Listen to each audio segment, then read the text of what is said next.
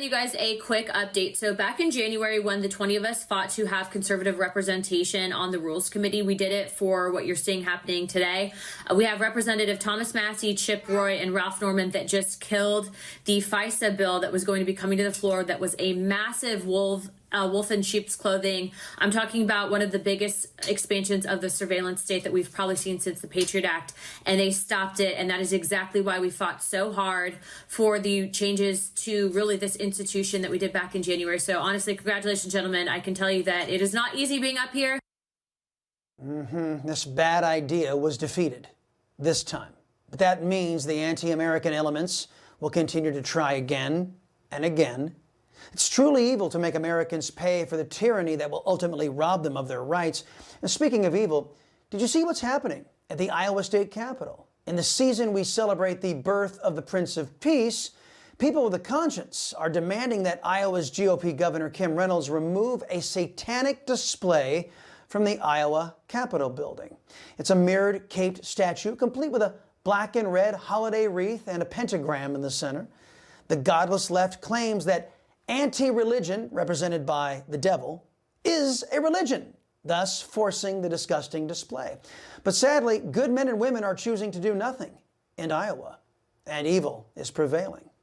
It's always prevailing in actually prevailing as well in the state of Texas in which I reside, where an illegal alien has once again taken the life of an innocent American citizen.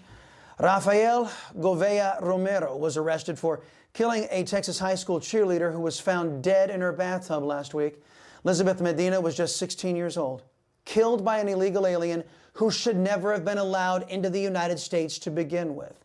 Allowed to kill because of Democrat policies fully funded by Republicans like John Cornyn, Mitch McConnell, and 16 other Senate Republicans. But all is not lost in my home state of Texas. A law that was passed to protect the lives of the unborn has withstood its first test. The biased press has been fibbing about the Texas heartbeat law. They say it's an abortion ban. Well, that's a lie. Abortion in Texas is restricted. After 6 weeks in the womb, Texas has declared that it's scientifically reasonable, with a heartbeat detected, that the baby is alive. Genetic testing proves the baby is a separate being from the mother and the father. Thus, in Texas, over 10,000 babies' lives have been saved since this bill took effect. But a woman by the name of Kate Cox has challenged the law. Reports claim that she is 20 weeks pregnant and has discovered her baby has a genetic disorder. She said it was an emergency. The claim was made that her life was at risk. She said, through a lawyer, that she feared the pregnancy could stop future fertility.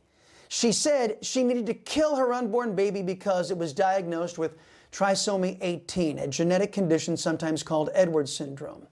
It can cause heart defects and other organ abnormalities. But instead of fleeing to an adjacent state to get this emergency abortion, Ms. Cox filed a lawsuit.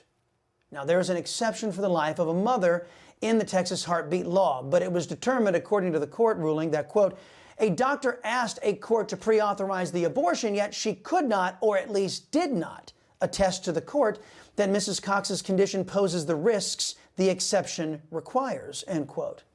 After Texas stood firm for life, Cox then left the state to get an abortion in a state that allows it. By the way, about trisomy 18, the reporting claims that it's a fatal diagnosis.